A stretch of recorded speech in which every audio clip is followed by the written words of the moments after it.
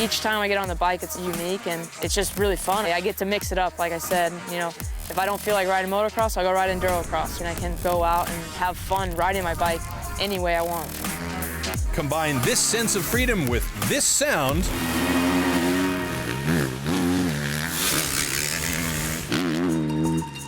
and you understand why motocross has mass appeal.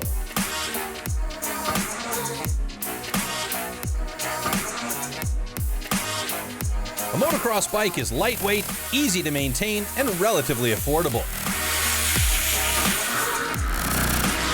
Whether on a dirt track or in someone's backyard, the thrills are the same. Of course, professional motocross bikes are a little more specific.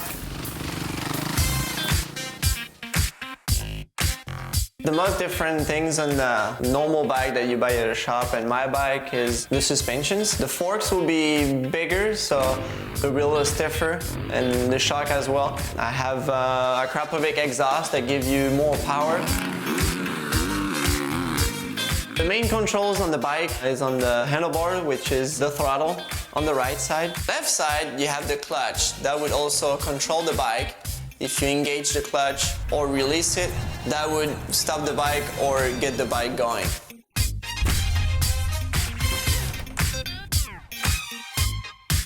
You also have a lever to the right side on the throttle side, and it's the front brake. And if you go down to the foot pegs, where you have on the right side the rear brake, and on the left side the gearing. On the front of the bike, right below the handlebars, you have the front suspensions, and underneath the seat, you have the shock. It's super important to have the right settings for yourself. When you feel 100% happy with the bike, it's obviously awesome and 100% focused on racing. All right, enough with the basics. Let's dive in deeper. The first choice a pro motocross racer faces is whether they want to race in the 250cc. He's got the first ever championship in the 250 class. Or the 450cc class. The difference between a 250 and a 450 is obviously the power. The 450 would be a little bit heavier, but you feel it more when you ride because the engine will pull you or push you more. You would get obviously faster and quicker on the 450 than on the 250.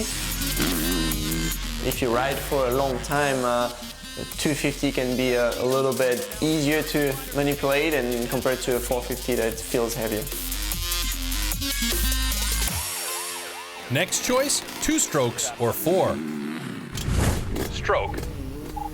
A term that describes how many piston moves an engine needs to complete a power cycle. The difference between a 2-stroke and a 4-stroke is definitely the engine. When you ride it, it's a big difference, the sound and the feel. A 2-stroke has that typical buzzing sound. And a 4-stroke, this distinctive roar.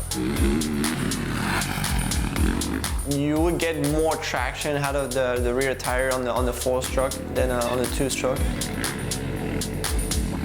The 2-stroke, you would have to rev it more and be on the higher RPM than a 4-stroke.